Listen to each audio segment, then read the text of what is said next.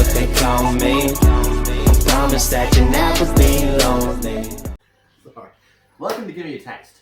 Now, we've done 6 so far, and this is our 7th. Now, today we will be reviewing this American beer called Budweiser.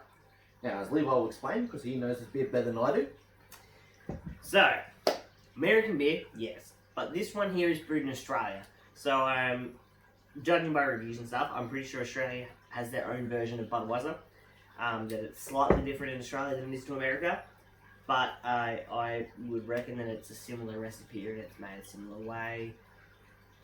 Would be assuming because of the name of it, they wouldn't change it too much. But here we are, Budweiser. It's about a standard price of a regular slab of beer. It's not expensive, it's not cheap. When I first started buying this, it was over $50 a slab. Now a slab of it would range about $45, pretty stock standard for a slab of beer. That's not bad.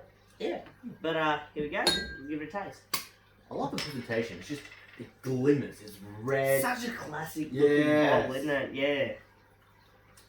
Yeah. As our 7th video, all I can say for all of the religious folks watching this is, God, he did build the world in 7 days, but on the 7th day he didn't sleep. On the 7th day he had a Budweiser, the god of beers.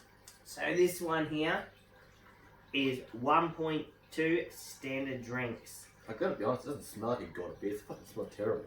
Yeah. It is a 4.5% alcohol and there's a 330 milliliter bottle. But presentation, I love the colours. Such good. Look, it smells like beer. It doesn't smell bad, it doesn't smell hoppy like the last one, it just smells like beer.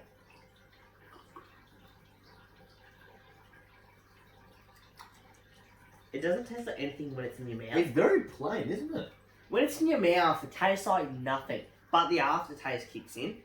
It's not a bad aftertaste, it just tastes like beer to me. Nothing wrong with this beer, it's guaranteed brilliant. Ivan will lap you to drink this stuff. Out of all the beers we've had, that one should be up here. That one is the easiest one to drink. So smooth, has a light taste but heavy effect.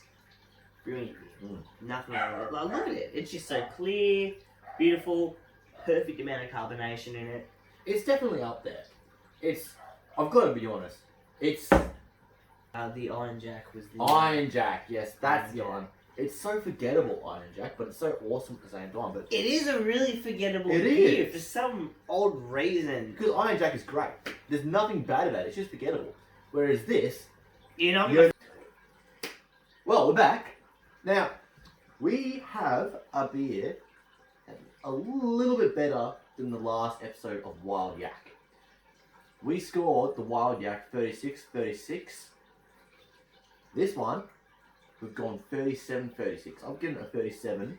I've given it 36. So we judge our beers out of 10 by 5 different categories. So we go by the look of the bottle, the look of it in the glass, the smell, the price, and the taste.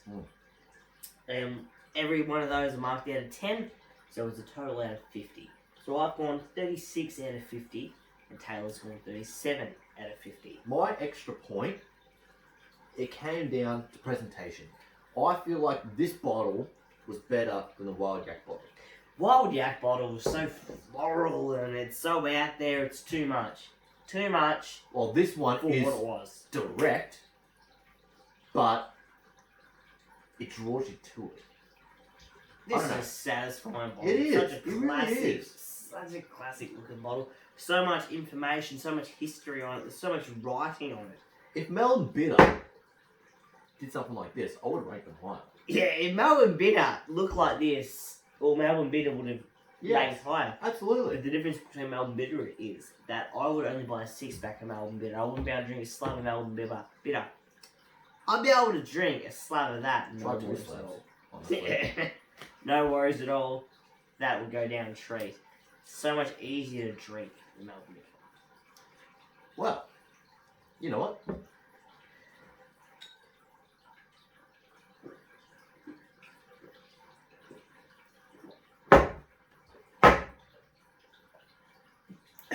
Oh, for fuck's sakes! Promise that you'll never be lonely. Be the fan, that's what they call me. Promise that you'll never be lonely.